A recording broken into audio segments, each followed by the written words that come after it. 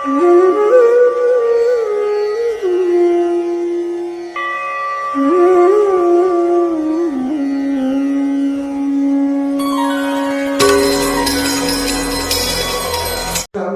साहेब आप मिले गुरुदेव, चरण शरण में ले करी पर खायो सब देव। यह तन विष की बेलरी, गुरु अमृत की खान, शीश दिए जो गुरु मिले तो भी सस्ता जान। जाको सदगुरु ना मिला व्याकुल दम निषदाय, आँख न सूझे बावरा घर जरे घूर बुताए। आदरणीय संत गुरुजन, उपस्थित जिज्ञासुओं, आप लोगों ने अभी संध्या पाठ गुरु की स्तुति सुने। अब थोड़ा देर ज्ञान चर्चा करेंगे, उसको ध्यान से सुनिए। सद्गुरु कबीर इस धराधाम में आकर के मानवता का संदेश दिया और उन्होंने कहा मानव से बढ़कर के कोई नहीं, लेकिन मानव शरीर से नहीं, मानवता हमारे जीवन में आनी चाहिए। मानवता आ जाती है तो उसका तो जीवन धन्य हो ही जाता है। जो संपर्क में आते हैं, जो उनके विचारधाराओं से प्रभावित होते हैं, उनका भी जीवन धन्य हो जाता है। तो साहिब अपने पाठ फल में कहते हैं, बैराग की आसन विवेक की माला, शांत हिये दृढ़ धरना जी, पराक्रमण का सूरज का धागा, नास्त माया को फेरना जी, पर प्रकाशी हंस सत्य है, जाप सुहरदम जपना जी, काया वीर तब कबीर कहावे, बीजक का यही कहना जी। सद्गुरु कबीर का सार सिद्धांत क्या है? वो कहते हैं संसार में अपना कुछ नहीं है और मेरा भी कोई नहीं है। ये बातें सुनने में थोड़ा सा अच्छा नहीं लगता है, लेकिन हकीकत में ये सत्य है। मेरा कोई नहीं है, मैं किसी का नहीं हूं। यह विवेक दृष्टि से अगर देखेंगे तो आपको समझ में आएगी। इस संसार में मेरा क्या है, थोड़ा इस पर विचार करिए। जो भी कुछ मिला है संसार की वस्तु है और एक दिन यही छूट जाएगी। दूसरा कोई छीने या न छीने, मौत छीन लेगी। मौत के सामने सब असहाय हो जाते हैं। मौत किसी की मरम्मत नहीं करती है, किसी के साथ अपनापन नहीं दिखाती है। राजा हो, रंक हो, फकीर हो, सबके साथ उसका व्यवहार एक जैसे है। मृत्यु तो उसी दिन निश्चित हो गई जिस दिन हमारा जन्म हुआ, और जन्म से आज तक हम लोग एक एक दिन मरते चले आ रहे हैं। हम लोग जन्मदिन मनाते हैं, एक दिन एक साल हो गया तो एक वर्ष दिन मना लेते हैं, बड़ी खुशी मनाते हैं, केक काटते हैं, मित्र साथियों को बुलाते हैं, भोज भंडारा करते हैं। लेकिन ये मन में नहीं आती है कि एक साल हमारी उम्र कम हो गई। इस बात को कौन सोचता है? जो वैराग्यवान पुरुष हैं, विवेकवान जो पुरुष हैं, वे इस बात को सोचते हैं कि एक साल कम हो गया, 2 साल कम हो गया, 10 साल कम हो गया, 50 साल कम हो गया। जितनी आयु लेकर के हम लोग शरीर को बनाए थे, उसमें से 50 साल कम हो गया, 75 हो गया कम, और अगर 100 साल की उम्र है 100 साल आ गया। लेकिन आप एक बात को ध्यान रखिए, आदमी उम्र को तो जोड़ता है, लेकिन ये नहीं सोचता है कि हमारी उम्र घटते जा रही है। अगर विवेक करके देखें, मान लीजिए एक आदमी की उम्र 100 साल है, तो आधी आधी उम्र तो उसकी सोने में बीत जाता है। उसके आधे में विद्या पढ़ना, कुछ कला कौशल सीखना, अपने भरण पोषण के लिए, परिवार के भरण पोषण के लिए कुछ कला कौशल सीखना, जिससे धन कमाना और घर परिवार का भरण पोषण करना। शेष बचा 25 साल। अब 25 साल में आप क्या क्या काम करेंगे? व्यवहार का काम तो साथ ही रहेगा, व्यवहार कभी छूटता नहीं है। जब तक शरीर है आदमी का व्यवहार का काम छूटेगा नहीं। लेकिन व्यवहार का कार्य करते हुए आप सचेत रहें कि एक दिन यह शरीर नहीं रहेगा। अब शरीर नहीं रहेगा तो हमारा अस्तित्व कहाँ रहेगा? वो चेतन सत्ता शरीर के साथ ही विदा हो जाएगी। इसलिए जीवन में वैराग्य रखो। वैराग्य वह अस्त्र है, वह शस्त्र है कि जो आदमी कभी दुखी नहीं हो सकता है। वैराग्यवान पुरुष कभी दुखी नहीं हुए।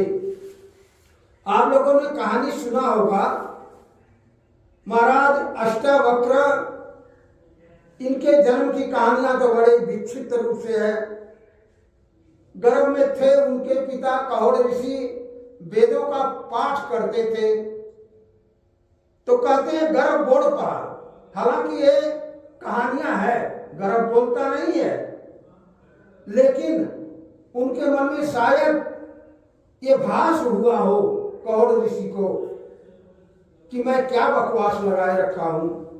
वो गर्भ बोलता है, ये क्या बकवास कर रहे हो, बार बार उसी बातों को दोहराना। पिता को चोट लग गई, पिता के अहंकार पर चोट लगी, क्योंकि अभी जो बच्चा पैदा नहीं हुआ है वह डांट रहा है, और पैदा हो जाएगा तब क्या करेगा? तो एकदम आग बबूला हो गए, और अभी पैदा हुआ नहीं है वो गर्भ, वो बालक, और श्राप दे दिए कि जाओ तुम 8 प्रकार से टेढ़े मेढ़े रहोगे। तो कहते हैं अष्टावक्र का जब जन्म हुआ तो प्रत्येक शरीर में कुबड़, चलते तो उनका चलना भी एक हास्यास्पद दिखाई पड़ता। पैर यहां रखते दिखाई पड़ता कि वहां रख रहे हैं, टेढ़े मेढ़े चलते। लेकिन अष्टावक्र ऐसे संस्कारी पुरुष थे, उनके अनंत जन्मों का संस्कार था। अष्टावक्र गीता वो हम लोगों के सामने प्रत्यक्ष का प्रमाण है। कहते हैं उनके पिता कहोड़ ऋषि राजा जनक के दरबार में शास्त्रार्थ के लिए गए थे, और बंदी पंडित से कहोड़ ऋषि हारे जा रहे हैं कि अब हारे तब हारे कि अब जेल में जाना पड़ेगा। और ऐसा हुआ कि हार गए। समाचार आया कि करोड़ ऋषि हार गए। अष्टावक्र भी छोटा था, उस संस्कार तो था ही, लेकिन उस समय वो कहते हैं 12 साल का जब अष्टावक्र हो गए तो एक दिन अपनी माता से पूछते हैं, माता जी मेरे पिताजी कहाँ हैं? मां ने डर गई, क्योंकि वो बच्चा बड़ा कुशाग्र बुद्धि का था, जो कहता था उसको करना उसके लिए बिल्कुल जरूरी हो जाता था, बिल्कुल आवश्यक हो जाता था। तो माता जी ने पहले तो आनाकानी करी बताने से, लेकिन बाद में आखिर बताना पड़ा।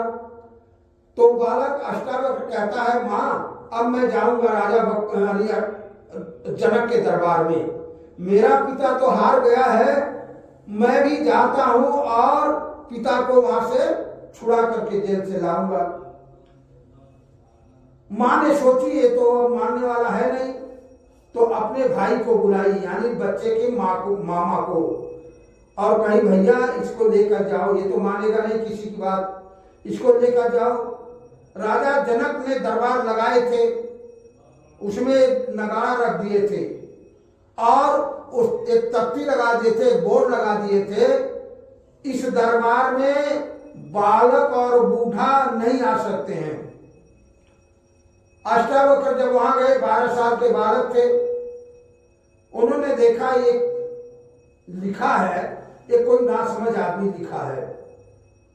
तो उन्होंने पहले वहां गए तो बंदी दरबान ने रोक दिया, आप नहीं जा सकते हो। वो कहता क्यों? कि देखो इस पर लिखा है बालक और बूढ़ा नहीं जा सकते। उनका बालक अगर 2-2-4 कहता हो तो क्या वो माना नहीं जाता? और बूढ़ा यदि 2-2-5 कहा या 2-2-3 कहता उसको मान लिया जाएगा? ये बात राजा जनक ने सुन लिया तो आदेश दिया, भाई उसको आने दो। और पहुंचते और नगाड़ा रखा था, जो जितना विद्वान हो उस नगाड़ा पर चोट करके जाए आगे। अष्टावक्र आए तो अनगिनत चोट स्वर मारे। सब विद्वान जो बैठे थे सभा में वो दंग रह गए कि ऐसा कौन ऐसा विद्वान आ गया जो कि इसके चोट की गिनती नहीं है। उसमें एक सिंहासन बड़ा था, ऊंचा था, खाली था, और सारे सिंहासनों पर ऋषि मुनि विद्वान बैठे थे। अष्टावक्र वहां से गए और उस ऊंचे सिंहासन पर बैठ गए। तो सारे ऋषि मुनि ने देख करके और हंस पड़े। जब हंस पड़े तो राजा जनक भी साथ साथ हंस पड़ा। तो कहते हैं जब राजा जनक हंस पड़ा तो अष्टावक्र भी खूब खिलखिला के हंसा। राजा जनक ने पूछा कि तुमने क्यों हंसा? उन्होंने कहा पहले मैंने नहीं हंसा हूं, पहले इनसे पूछो, ये जो बैठे हैं बड़े बड़े विद्वान आकर के, इनसे पूछो क्यों हंसे हैं। तो जनक ने कहा कि ये हंसे हैं उसको तो मैं जान रहा हूं, वो क्यों हंसे हैं कि तुम्हारे शरीर को देख करके हंसे हैं। तब उस बालक ने क्या कहा, तो क्या ये चमारों की सभा है? ये मेरे चमड़ी को पहचान रहे हैं? मेरे भीतर जो आत्मा है, जो चैतन्य है, वो इनको दिखाई नहीं पड़ रहा है। एकदम सारा सभा स्तब्ध रह गया क्योंकि सबको चमार बना दिया। और क्या कहते हैं, इन चमारों के सभा में ब्रह्म चर्चा के लिए बुलाए हो तुम? राजा जनक तो बड़ा मुश्किल में पड़ गया। कहते हैं कि उस दिन तो राजा जनक ने नहीं बोल पाया, लेकिन उस दिन तो बेटा कहकर संबोधन किया कि बेटा तुम क्या बोल रहे हो? तो उन्होंने कहा कि मेरा शरीर टेढ़ा मेढ़ा है, तो क्या मेरी आत्मा ये चेतन टेढ़ा मेढ़ा है? नदी टेढ़ी मेढ़ी बहती है तो क्या पानी टेढ़ा मेढ़ा होता है? गन्ना टेढ़ा होता है तो क्या उसका रस टेढ़ा होता है? ये बात सबके विद्वानों को समझ में आई। कहते हैं कि अंत में राजा जनक ने कहा ठीक है, अब तुम मुझे बोध करा दे, क्योंकि वहां घोड़ा खड़ा था, घोड़े के ऊपर रिकाब लगा था, और जहां राजा जनक का एक प्रतिज्ञा था घोड़े के रिकाब पर मैं पैर रखूं, इतने में कोई बोध करा दे, वो मेरा गुरु। तो जब वो रिकाब पर पैर रखा तो आके अष्टावक्र ने कहा तत्त्वमसि, तू ब्रह्म है। राजा जनक ने कहा ये क्या बोल रहा है, तो मैं जानता ही हूं। उन्होंने कहा जानते हो ठीक है, लेकिन तुमको ऐसे नहीं बोध होगा, तुम पहले गुरु दक्षिणा दो। उन्होंने कहा गुरु दक्षिणा क्या चाहिए? तो उन्होंने कहा तन मन धन सब मुझे समर्पित कर दे, मुझे समर्पित कर दे, तब तुझे ज्ञान होगा। तो राजा जनक विद्वान तो था ही, उन्हें तन मन धन कहा ठीक है, मैं तन मन धन सब आपको अर्पण कर देता हूं। पुनः फिर अष्टावक्र ने वही शब्द पुनः दोहराया, तत्त्वमसि, तू ही ब्रह्म है। और राजा जनक बड़े मुश्किल में पड़ गए, अब कैसे बोले कि तन मन तो सब दे दिया दक्षिणा में, अब बोले कैसे? तो बोले, कहते हैं राजा जनक ने अष्टावक्र को गुरु बना दिया, और अष्टावक्र से राजा जनक का संवाद हुआ। एक एक शब्द राजा जनक पूछते जाते हैं और अष्टावक्र उसको समझाते जाते हैं। एक छंद में अष्टावक्र ने कहा, यदि मोक्ष तू है चाहता, विषम विषय विष तागरे, आर्ज क्षमा संतोष समदम, पीसुदा दिन रात रे, संसार जलती आग है, इस आग से झट भाग कर, आशांत शीतल देश में, हो जा अजर हो जा अमर।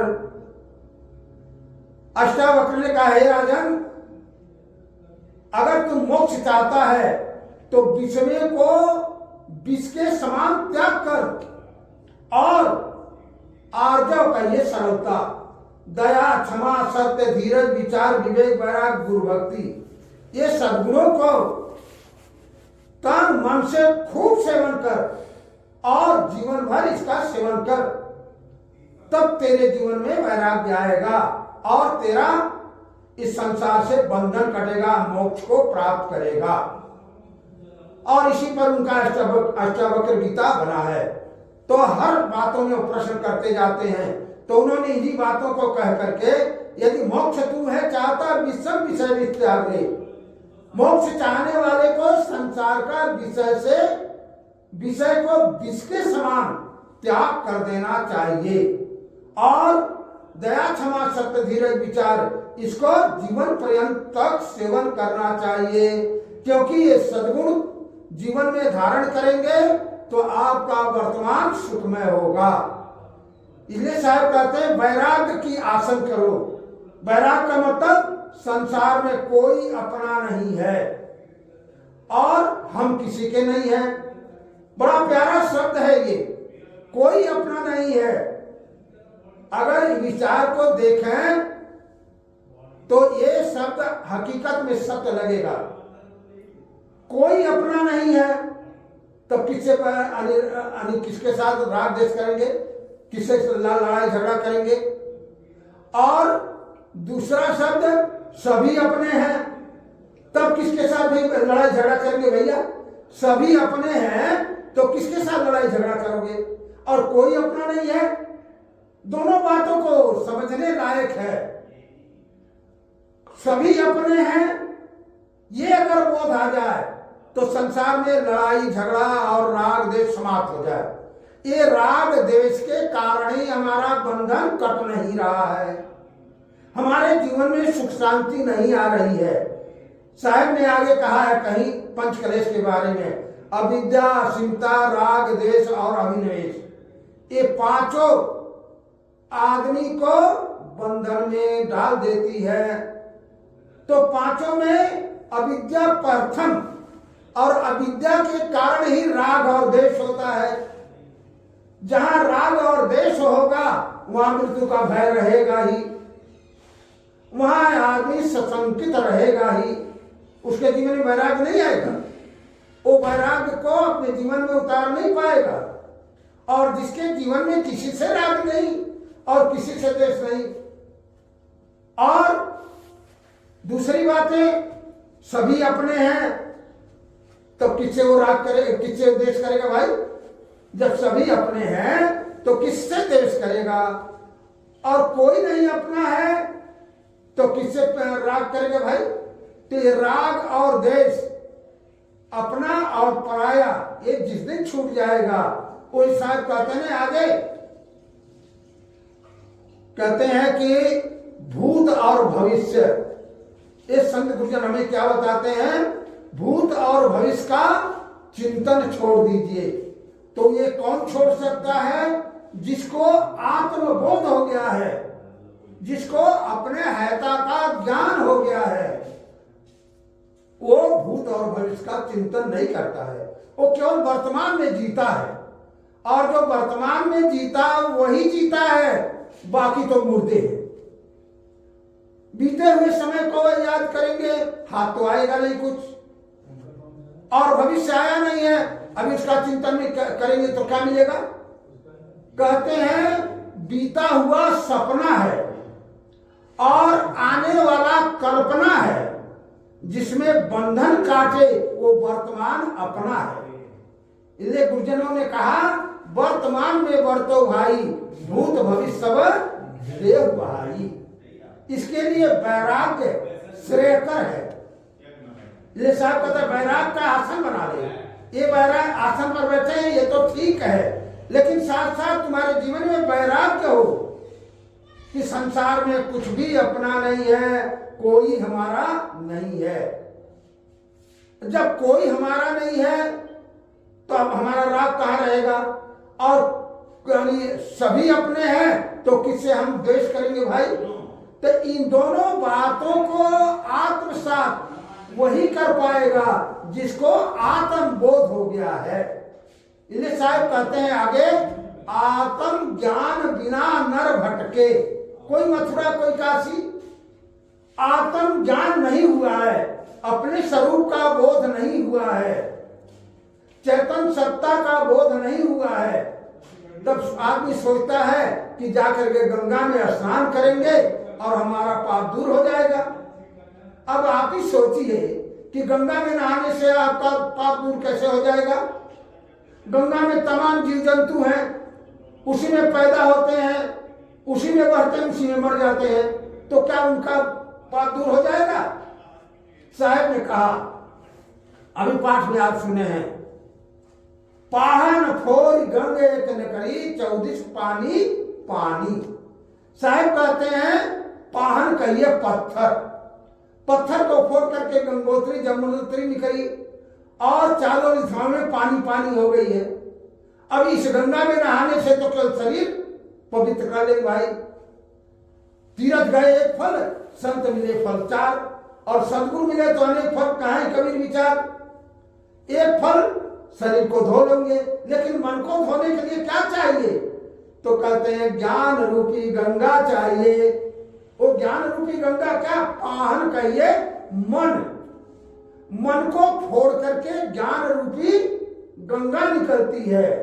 उस ज्ञान रूपी गंगा में यदि हम अपने आप को सराबोर कर लेंगे, यदि हम अपने डुबकी लगा लेंगे, तो जो ज्ञान रूपी गंगा में डुबकी लगा लेता है उसका तन मन सब पवित्र हो जाता है, और वो अपने धन को भी वही शुभ कार्य में लगा देता है। इसलिए आगे कहते हैं, तन पवित्र सेवा किए, धन पवित्र कर ध्यान, मन पवित्र तब होता है त्रिविध होए कल्याण। मन को पवित्र करने के लिए ज्ञान से बढ़कर के कोई चीज नहीं है। ज्ञान ही आदमी को परम पद को प्राप्त कराएगा। वह ज्ञान सदगुरु कबीर के जीवन में एड़ी से चोटी तक भरा हुआ था। उनके पास जहां पले, जिस नेहरू नीमा के यहां पले, उनके पास क्या था? एक फूस का झोपड़ा था। अपना पैतृक काम करते थे, सूत काटना, कपड़ा बुनना, बाजार में बेचना, उससे जो प्रॉफिट होता उससे अपना जीविका चलाना। उनके प्रेमियों ने कई बार कहा, गुरुदेव हम लोग देने के लिए तैयार हैं, आप एक कपड़ा बेचते हैं, बनाते हैं, बाजार बेचते जाते हैं, हम लोगों को अच्छा नहीं लगता है। तो कबीर साहब मुस्कुरा करके और अपने आप को टाल दिए। क्यों? ये प्रत्यक्ष का प्रमाण उनकी वाणी कहती है कि जौलो कर डोले पग चाले तौलो आस न कीजे। जब तक शरीर चलता है तब तक आप किसी का धीन न हो। इन्हें तो आगे कहते हैं, जाके आंगन नदी है सो कस मरे प्यास। जिसके आंगन में नदी है वो और प्यासे मरेगा। जिसको ज्ञान बोध विचार हो गया है वो संसार के वस्तुएं में मन नहीं लगाता है, या संसार की वस्तुएं उसको प्रभावित नहीं करती हैं। अज्ञान दशा में संसार की वस्तुएं हमें सार दिखाई पड़ता है, लेकिन ज्ञान दशा में वही हमें आसार दिखाई पड़ता है। इसलिए आदमी को हमेशा आत्म ज्ञान के लिए ध्यान रखना चाहिए। इसलिए साहब कहते हैं, पाहन फोड़, मन को फोड़ करके ये ज्ञान रूपी गंगा निकली और इसमें हम स्नान कर लें। ज्ञान रूपी गंगा गुरुओं के द्वारा जब हम सुन लेंगे और हम अपने मन को वहां टिका देंगे। सुन लेने से नहीं काम चलेगा, उसमें मन को वहीं टिकाना भी पड़ेगा। उसी के इर्द गिर्द में अपने को रखना पड़ेगा, उसी के इर्द गिर्द में अपना व्यवहार करना पड़ेगा, तभी तो ज्ञान का सार मालूम होगा। इसलिए आदमी को उस ज्ञान रूपी गंगा में अपने आप को निमज्जित करना चाहिए, तभी उसका वर्तमान बनेगा। तो साहब कहते हैं वैराग्य का आसन, वो वैराग्य का आसन जिसके जीवन में आ गया वह आदमी धन्य हो गया, उसका वर्तमान सार्थक हो गया। मनुष्य आया था हरि भजन को ओटन लगा कपास, आया था कि मैं हरि भजन करूं। हरि भजन का मतलब ज्ञान को अपने जीवन में धारण करूं, ज्ञान चर्चा सुन करके और उसके ही अनुरूप अपने जीवन को बनाऊंगा, तब तो हमारा जीवन धन होगा, तब तो किसी का जीवन बनेगा। अगर हम उसके अनुरूप नहीं चले, कहता है करता नहीं मुंह का बड़ा लबार, अंत तमाचा खाएगा साहिब के दरबार। कहता है लेकिन उस अनुसार चलता नहीं है। तो साहब ने अपनी वाणी में कहा कांता तो बहुते मिले गहनता मिला न को, सो कहनता वह जान दे जो न गहनता हो। जैसा जैसे कहे करे पुनि तैसी, राग देश निर्वारे, तामे घटे बढ़े रखियो नहीं, यही विधि आप संभाले। इस तरीके से अपने आप को संभाले और संभाले, उसके इर्द गिर्द अपने आप को रखे, अपने तन मन वचन से किसी का अहित न हो, ऐसा हमेशा ध्यान रखे। अगर हमारे तन मन से किसी का हित होता है तो अच्छा है, वो कार्य करना चाहिए, और किसी का हित होता है उस कार्य को, जिसका किसी का अहित होता है उस कार्य को नहीं करना। तो वो कब होगा? जिसके अंदर वैराग की पुष्टि होगी। ये साहब कहते वैराग का आसन बना लो, विवेक की माला, एक माला गुरुजनों ने हमको दिया है जो हमारे गले में है, वो भी जरूरी है, क्योंकि किसी आगे कहा है महापुरुषों ने, बाना बड़े दयाल का छाप तिलक उर्माल, काल डरे कालू डरे और डरे भूपाल। इस बाणे को देख करके राजे महाराजे अमीर गरीब सभी डरते हैं और सभी सेवा करते हैं। एक उदाहरण बताऊं, एक राजा ने एक तालाब में मछली पलवाया था और नगर वालों को ढिढोरा दिलवा दिया था कि भाई इस तालाब में कोई मछली नहीं पकड़ना। एक नगर का मछुआरा दोपहर को भरी दोपहरिया में जेठ के महीने में सोचा था इतने टाइम कौन आएगा, राजा तो इसे अपने महल से नहीं निकलेगा और दूसरा तो कोई आएगा ही नहीं, चलो आज उस तालाब से मछली पकड़ के जा रहे। जाल लिया और चला गया, उस तालाब में जाकर जाल को फेंक दिया और जाल तो तालाब में गया और तब तक देखता क्या, अरे वो राजा आ रहा है। भरी दोपहरिया में 12-1 बजे देख करके बड़े आश्चर्य में पड़ गया, आज तो मौत आ गई, अब क्या करूं? तो उसके मन में आया, कहते हैं साधु का रूप देख करके लोग उसकी आदर करते हैं, उसका अनादर नहीं करते हैं। तो उसके मन में आया, तुरंत ही मिट्टी में से निकाल के मिट्टी और ऐसे तिलक लगा दिया, एक तिलक सीधा शत्रु कबीर का, नासिका से और अग्रभाग तक, और उसमें से तालाब में उस जाल में से एक गुड़िया तोड़ करके एक धागा में डाल करके गले में पहन लिया और आंखें बंद करके बैठ गया। राजा आया तो देखता है कि जलाशय के किनारे कोई महात्मा तपस्या कर रहा है, चलो दर्शन करें। तो राजा जाकर के महात्मा का पैर छुआ और वो तो देख रहा है, वो तो डर रहा है मछुआरा कि राजा आ गया, अब तो मेरा मुसीबत है। और राजा देख रहा है कि महात्मा आंखें खोले, इसकी मेरे ऊपर दृष्टि पड़ जाए और मेरा जीवन धन्य हो जाए। राजा इंतजार कर रहा है कि महात्मा आंखें खोले, तपस्या से अपने उठे, और वो मछुआरा इंतजार कर रहा है कि राजा यहां से जाए तो मैं मछली पकड़ के अपने घर जाऊं। बहुत देर हो गया राजा को इंतजार करते करते। तो राजा ने सोचा अब महात्माओं का भाई क्या ठिकाना, कब उठेगा, इसलिए चलो अब यहाँ ठीक नहीं है। तो झोली में जेब में हाथ डाला, कोई पैसा नहीं। उन्होंने कहा देखो, अपने मन में सोचा महात्मा के दर्शन के लिए आए हैं और खाली लौट जाना तो ठीक नहीं है। तब तक देखता है गले में सीकड़ है लेकिन हाथ में अंगुली में अंगूठी थी, अंगूठी निकाल करके उसके आगे भेंट रख दिया और पैर छू करके चला गया।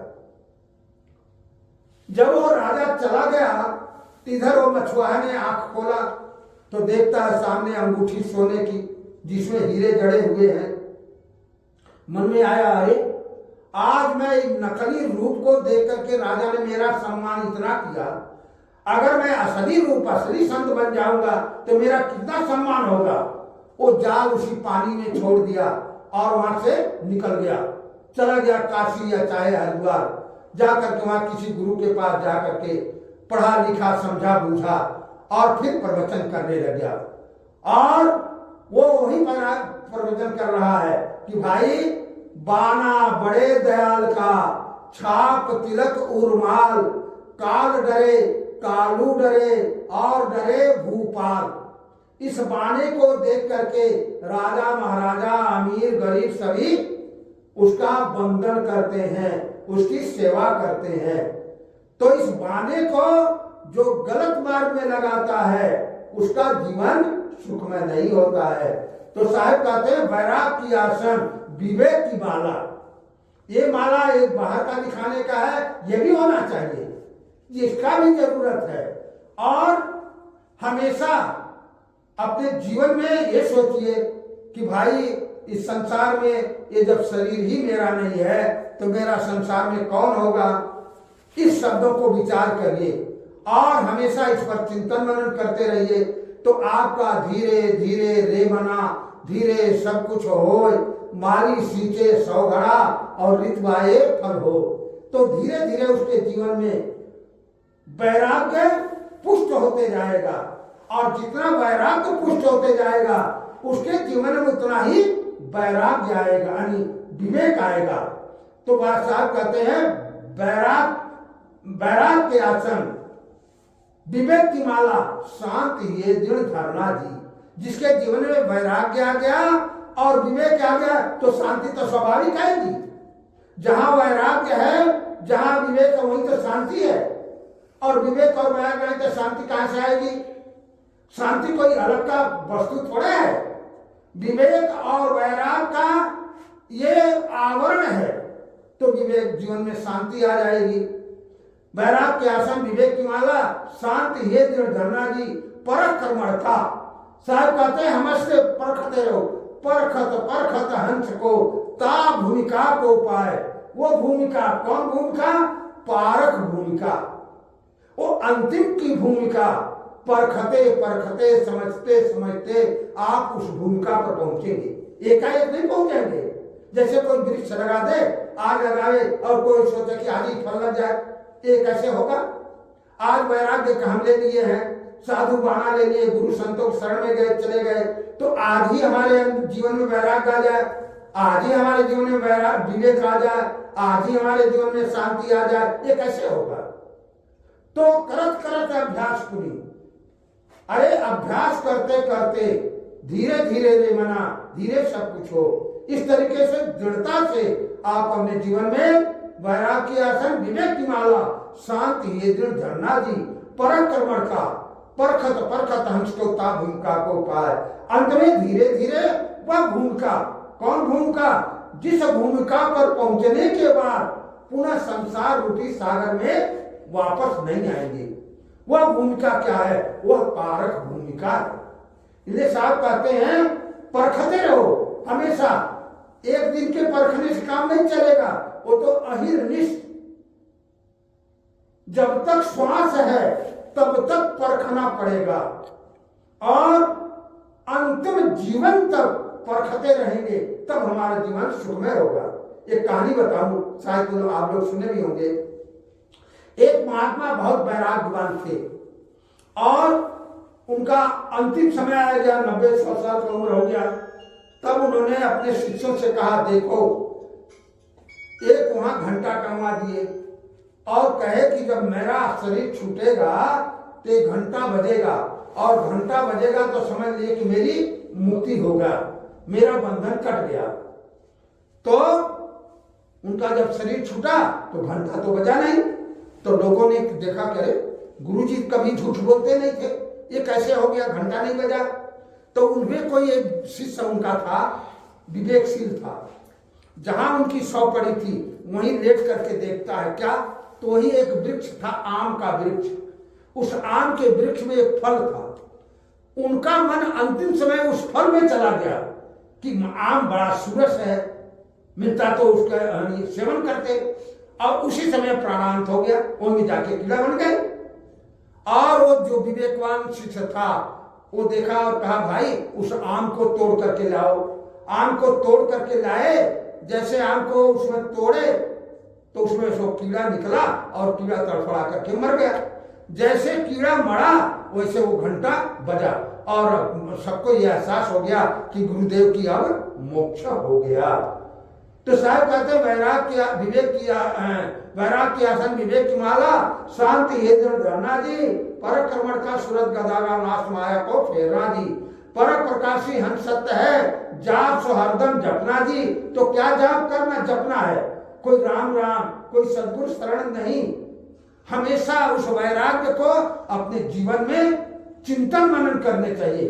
संसार में कुछ भी अपना नहीं है, मेरा मुझ में कुछ नहीं, जो कुछ है सो तोर, तेरा तुझको सौंपता क्या लागत है मोर। क्या है मेरा, अरे मासूम से शरीर लेकर के आए, आज हमारा एक कुंटलों का शरीर, 4 आदमी ले जाएंगे मरघट में, अंत्येष्टि क्रिया करके चले आएंगे, तो क्या है अपना।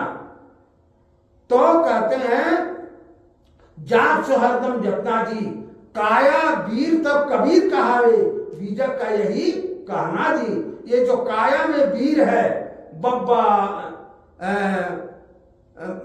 कक्का केवल ब्रह्म है, बब्बा वीर शरीर, रर्रा समय रम रहा ताकर नाम कबीर।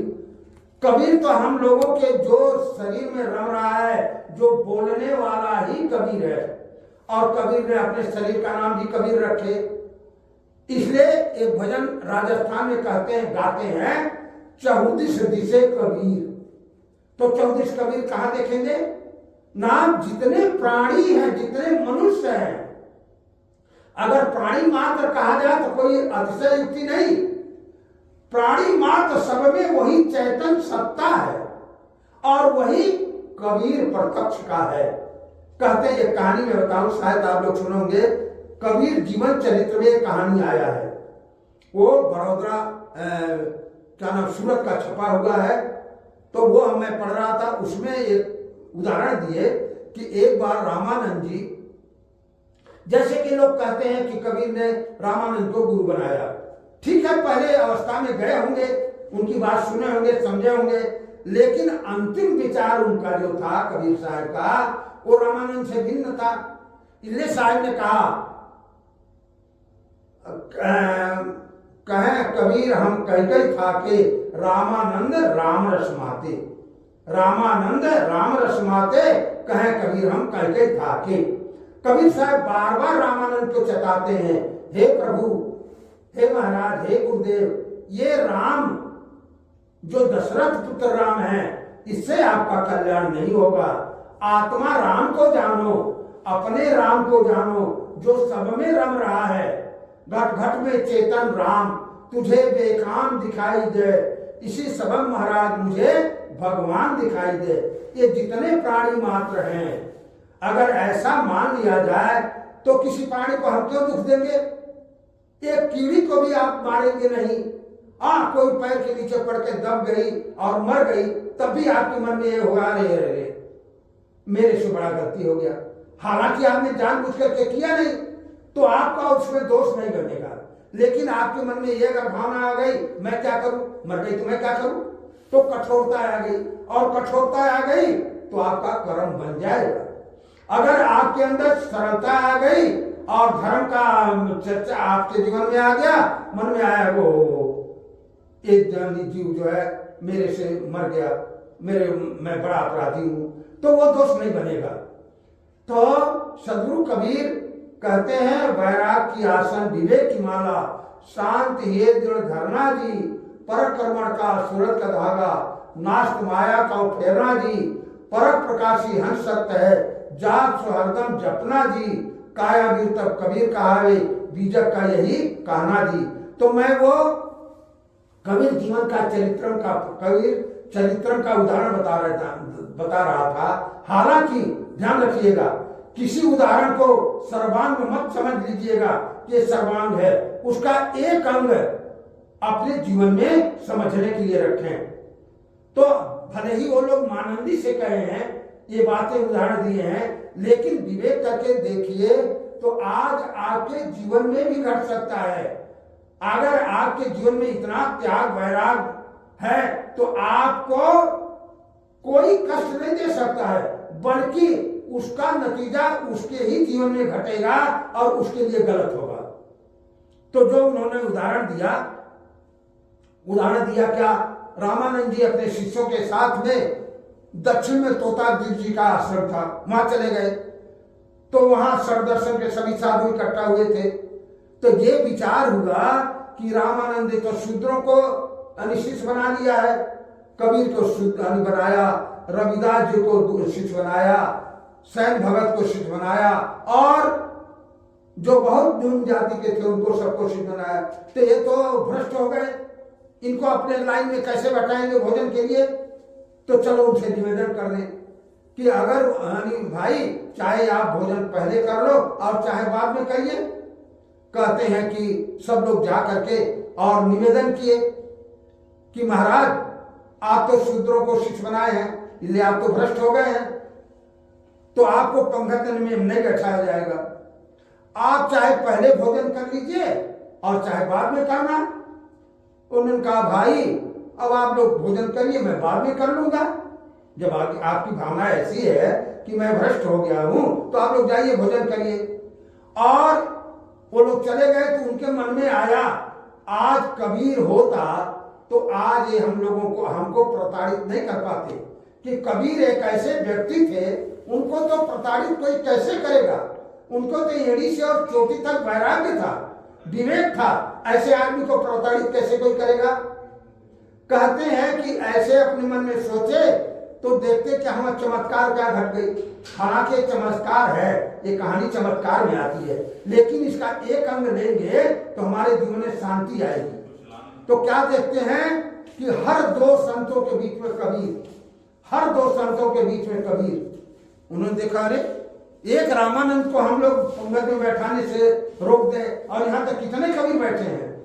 जाके लोगों ने पैर भी पड़े, महाराज चलिए आप भोजन करिए। अरे नहीं भाई जाओ तुम लोग भोजन करो, मैं बाद में कर लूं। अरे महाराज आप तो ये कह रहे हैं कि आपने एक कबीर को शिष्य बनाया, यहाँ तो कितने कबीर दिखाई पड़ रहे हैं। ये कहानी तो है काल्पनिक, लेकिन इसका एक अंश अगर हम लेंगे तो हमारे जीवन में शांति आएगी। एक अंश क्या है कि कबीर विवेकशील थे व्यक्ति, और रामानंद जी से पहली पावड़ी में उनसे जो भी ज्ञान चर्चा सुने होंगे उसके अनुसार रामानंद उस समय कबीर को याद किए। कबीर उनके शिष्य थे, लेकिन याद किए तो उनके मनसा के अनुसार उनका कार्य पूर्ण हो गया। और ये आप करिए, वैराग्यवान को याद करते ही हमारे जीवन के सारे राग मिट जाते हैं। इसलिए ध्यान करना है तो किसी वैराग्यवान पुरुष का ध्यान करिए, किसी विवेकवान पुरुष का ध्यान करिए, किसी पहुंचे हुए संत गुजरों का ध्यान करिए। कहा है ना, ध्यान मूलम गुरु मूर्ति, पूजा मूलम गुरु पदम, मंत्र मूलम गुरु वाक्य, मोक्ष मूलम गुरु प्रकाश। अगर ध्यान ही करना है तो उस वैराग्यवान पुरुष का जब ध्यान करेंगे तो अपने मन में भी वैराग्य आएगा। अरे ये तो संसार से बिल्कुल अगर उनको तो किसी प्रकार का राग नहीं संसार से, वो हमारे मन में भी उसका आंशिक रूप से असर पड़ेगा। क्यों? आप बगीचे में जाओ, फूल के बगीचा में, तो उसकी सुगंधी आएगी कि नहीं? आप जलाशय के पास जाएं तो जलाशय की ठंडक आपको लगेगी कि नहीं?